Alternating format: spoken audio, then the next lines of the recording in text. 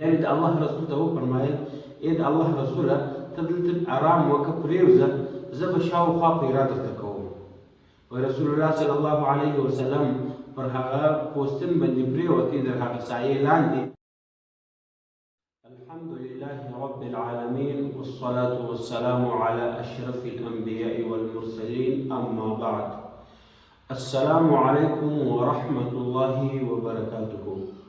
قدرمنو لیدونکو او اوریدونکو موږ په دغه حلقه کې د جناب رسول الله صلی الله علیه وسلم د معجزو د بیانولو سلسله شروع کړې وه او د دې څخه مخکې موږ د رسول الله صلی الله علیه وسلم یوه معجزه بیان کړې وه او نن دوهمه معجزه بیانوو. هغه معجزه دا ده او حضرت برا بن عازب رضی الله عنه فرمایي چې ما د خپل پلار محترم وفرمایل هغه ویل چې ما د جناب ابوبکر صدیق رضی الله عنه څخه پوښتنه وکړه چې ای ابوبکره په هغه شپه کې چې تا د رسول الله صلی الله علیه وسلم سره سفر وکړي تاسو ته کوم حالات په مخه درل؟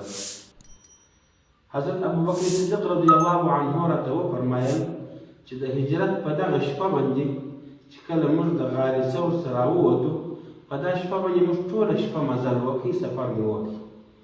په دا سهار کې په دا بله ورځ مو هم تقریبا د ورځې یو حصه سفر وکړي.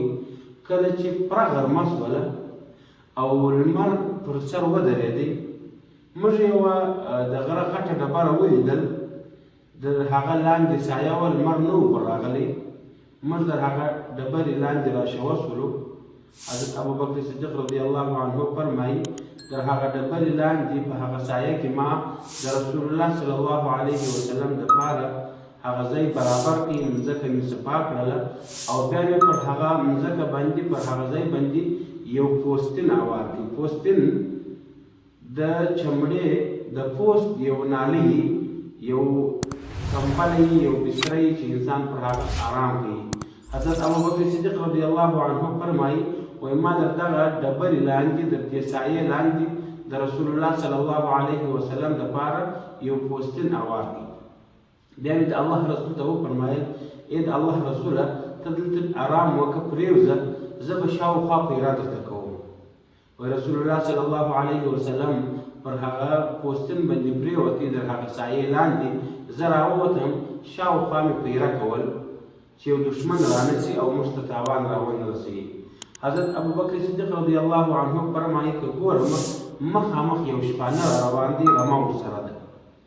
ما پوښتنه ځینې وکړه چې ستا سره په دا پسو کې شیدو والا پسونه شته؟ شیدو والا بزې شته؟ ستا په پسو بزو کې شیدې شته؟ وایي ده راته ویل وو. ما ورته وویل زما دپاره یو څه شیدې لوشي ده راته ویل وو. ول بیا یې یوه بزه راونیول د هغه بزې سره د لرګي په یو پیاله کې یو څه شیدې ولوشلې او بیا یې هغه شیدې ما ته راکړلې.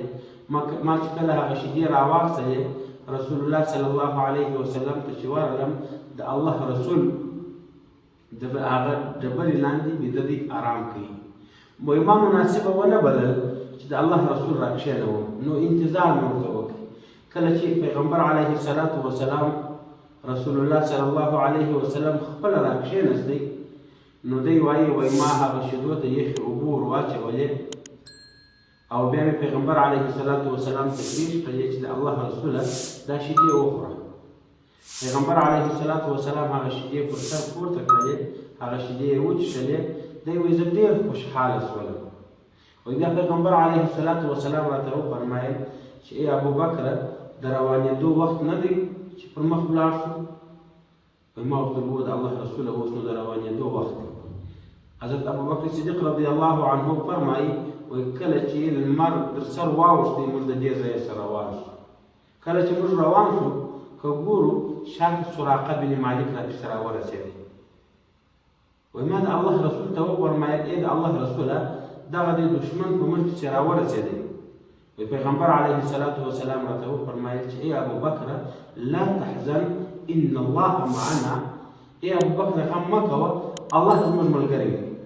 وایي بیا د الله رسول و سراقه بن مالک ته اشاره وکړله د هغه آس در نسه پورې په مځکه ننوتې.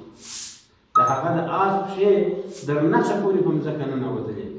وایي بیا سراقه بن مالک پر موږ غږ وکړي چې ما تاسې ولیدلاست چې ما ته مو شرا وکړه، ما ته مو بددعا وکړه، تاسې ما ته دعا وکړي چې الله سبحانه وتعالی دا زما د آس پښې رایله کړي. زه ستاسې سره دا قول کوم چې شاته په تاسې پسې هر دشمن را روان دی، زه به هغه ته ستاسې لار نه ورښیم، هغه ته به وایم چې ما وکتل ما دې نه کړه پیدا. و بیا پیغمبر علیه الصلاة والسلام دعا ورته وکړله، د ده د آس پښې د مځکې څخه خلاصې شولې او بیا سراقه بن مالک زموږ سره روان شو. هر څوک چې به په مخه ورتلی هغه ته به یې وویل چې زه در ډېره پورې پسې ولاړم ما څوک نه کړ پیدا. هر دشمن چې به په موږ پسې را روان و هغه ته به یې وویل چې زه در ډېره حده پورې ولاړم ما دې نه کړ پیدا.